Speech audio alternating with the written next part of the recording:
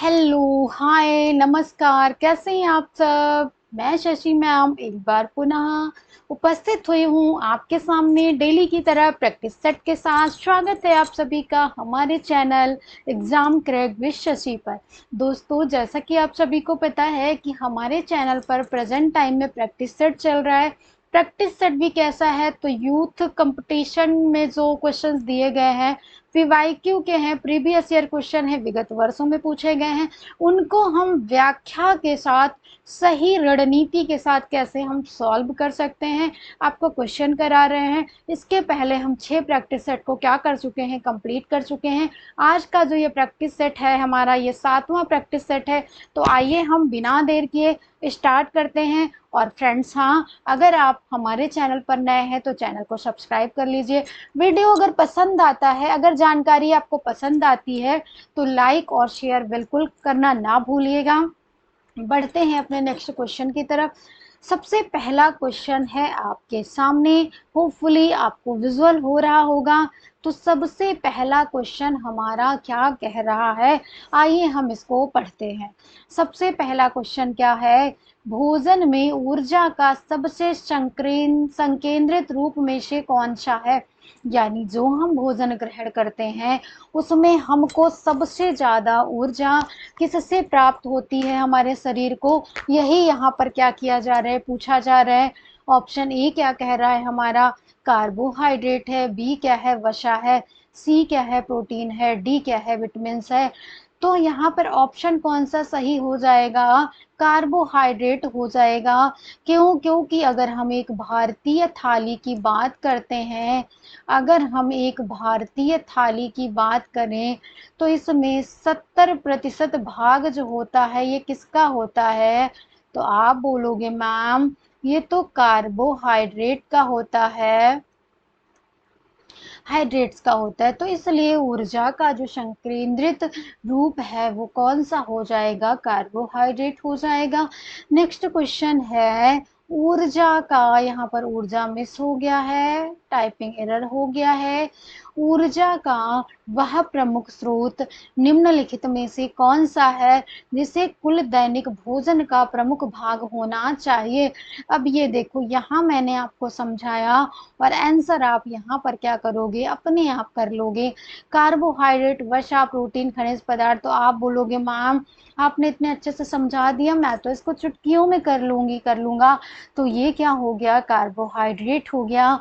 Next question हमारा क्या है, ऊर्जा माप की इकाई क्या है। ऊर्जा माप की इकाई क्या है, ग्राम है, केल्विन है, जूल है या फिर बिट्स है। तो फ्रेंड्स, यहाँ पर पूछा क्या जा रहा है, ऊर्जा माप की इकाई। तो ऊर्जा माप की इकाई जो है ये क्या है, जूल है। क्या है, जूल है। फोर्थ क्वेश्चन क्या कह रहा है कि गतिशील संतुलन से तात्पर्य है, क्या तात्पर्य है। ऑप्शन ए है प्रोटीन ऊर्जा अनुपात का, बी है कैल्शियम फास्फोरस अनुपात का, सी है खनिज लवण संतुलन का और डी है कोई नहीं। तो यहाँ पर जो सही जवाब होगा ऑप्शन नंबर ए क्या हो जाएगा, राइट आंसर हो जाएगा। मूव करते हैं अपने नेक्स्ट क्वेश्चन की तरफ। निम्नलिखित में से किसे ऊर्जा की प्रतिदिन आवश्यकता सबसे अधिक होती है। अब ऊर्जा की आवश्यकता होती है, आवश्यकता किसके आधार पर बांटी गई, अगर हम क्रियाशीलता के आधार पर देखें, क्रियाशीलता के आधार पर अगर देखें, क्रियाशीलता के आधार पर अगर हम देखें तो क्या होगा, आधार पर यहाँ पर क्या है, 3 भागों में बांट दिया गया। पहला क्या है, कम क्रियाशील, कम क्रियाशील। फिर क्या है आपका मध्यम, मध्यम क्रियाशील। और तीसरा क्या है आपका, उच्च या अत्यधिक क्रियाशील, उच्च क्रियाशील या अत्यधिक क्रियाशील। अब इसको क्या होती है, आवश्यकता सबसे कम होती है, इनको मीडियम होती है, तथा जो उच्च क्रियाशील, जो अत्यधिक क्रियाशील हो जाए, अत्यधिक शारीरिक श्रम करते हैं, इनको ऊर्जा की सबसे ज्यादा जरूरत होती है। तो अगर हम ऑप्शन की बात करें तो क्या एक शिक्षक अत्यधिक शारीरिक श्रम करता है? तो आप बोलोगे नहीं, तो ये हमारा आंसर नहीं होगा। अगर हम क्लर्क की बात करें तो ये भी अत्यधिक शारीरिक श्रम नहीं करता, ये भी हमारा उत्तर गलत हो जाएगा। अगर हम गृहिणी की बात करें तो ये भी बहुत ज़्यादा नहीं करती है। लेकिन एक जो पत्थर तोड़ने वाला होता है, ये क्या होता है? अत्यधिक क्रियाशील होता है। इसलिए सबसे ज़्यादा ऊर्जा निम्नलिखित में से किसको आवश्यक है, किसकी आवश्यकता है? तो एक पत्थर तोड़ने वाले की है।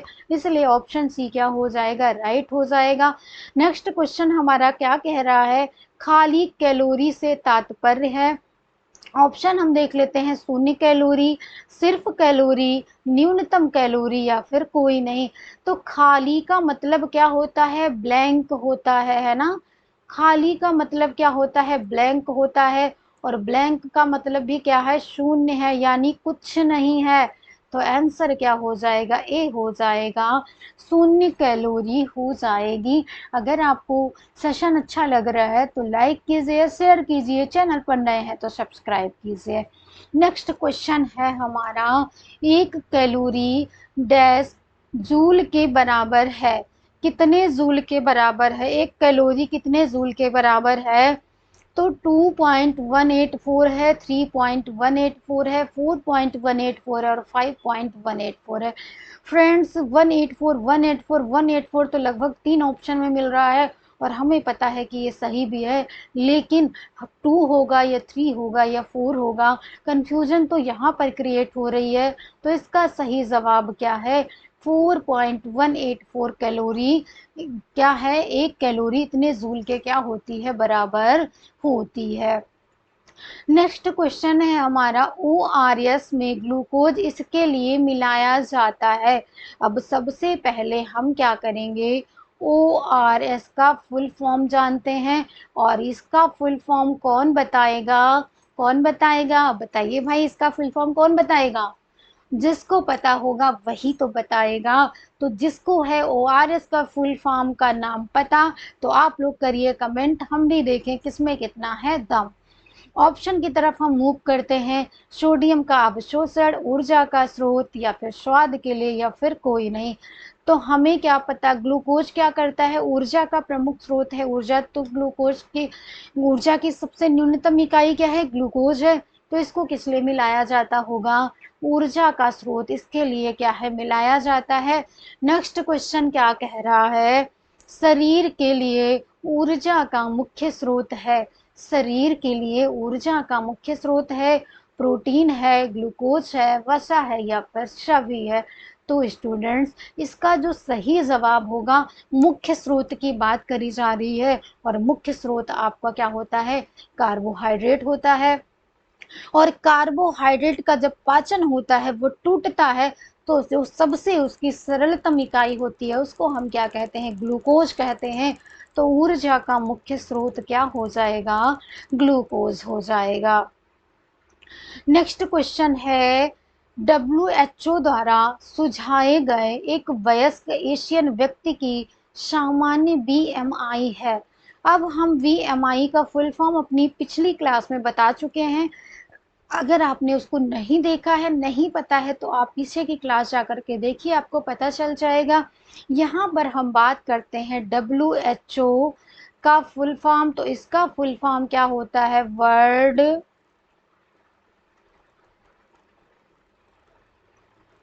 हेल्थ